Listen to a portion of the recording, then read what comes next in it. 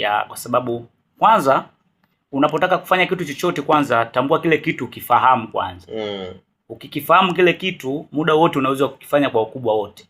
Okay. Ya, na imaanishi kwamba tunakaa labda tuko Lindi ama tuko huku kijijini, labda ukasema ukikaa kijijini huwezi kufanya kitu kizuri.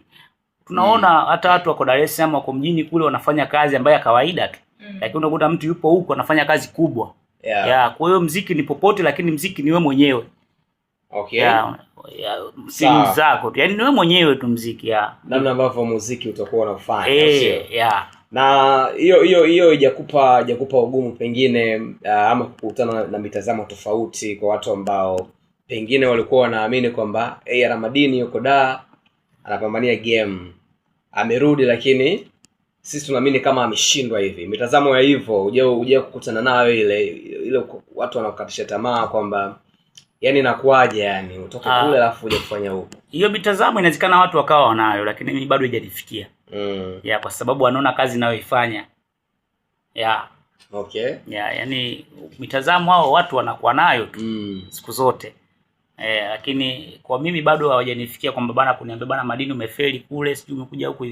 Hiyo bado hawajanifikia, lakini hawakosi kuwa nayo watu. Yeah. Lakini uafadhali uko wapi? Yaani kwa mtu ambaye yuko Lindi anafanya muziki na kwa mtu ambaye yuko Dar anafanya muziki. Hatutaki kuwaaminisha watu kwamba which is which, hapana.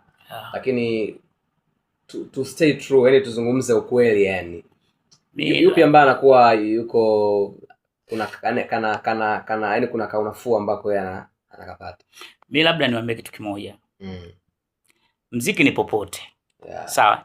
Kama muziki ni popote, wewe mwenyewe amini kwanza kile unachokifanya, fanya kwa ukubwa wote. Okay. Tunaona wasanii wenzetu wengi tu wametokea huku, wanafanya kitu kizuri, wapo kule Dar es Salaam wanaendelea kupambana. Lakini pia huku pia kuna wasanii wazuri tu wanafanya kitu kizuri. Wengine wametoka huku. Kina Ibra wametoka huku. Umeona? Lakini muziki wao ulianzia huku. Focus zao, feelings zao, uandishi wao umetokea huku.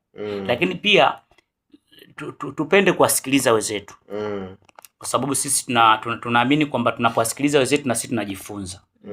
Utaposema kwamba bana mimi na muziki wangu tu, sawa, hauwezi kusogea. Mwingine ndiyo tunasema kwamba labda kuamini mawazo. Mawazo yako tu ndio mtu unaweza kuyaamini, lakini inawezekana unachokiamini wewe ukimshirikisha mtu ukasema bana mimi kuna kitu nikiwaza hapa 1 2 3 4 5 likoje hili. Sawa, anaweza pia yeye akakufunua macho kwamba bana hapa kama umewaza hivyo, kwa nini usifanye hivi? Sawa? Kwamba unapata kitu kikubwa zaidi.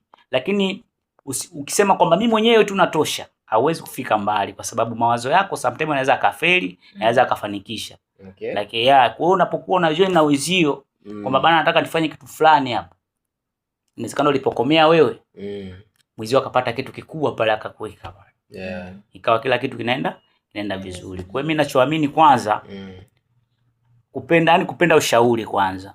Lakini pia sio kusema kwamba bana uko Lindi huwezi kufika kokote, huwezi kufanya nini, huwezi kutoboa. Muziki uko Dar es Salaam, wao wa Dar es Salaam pia wanafanya kazi za kawaida tu. Huku nyumbani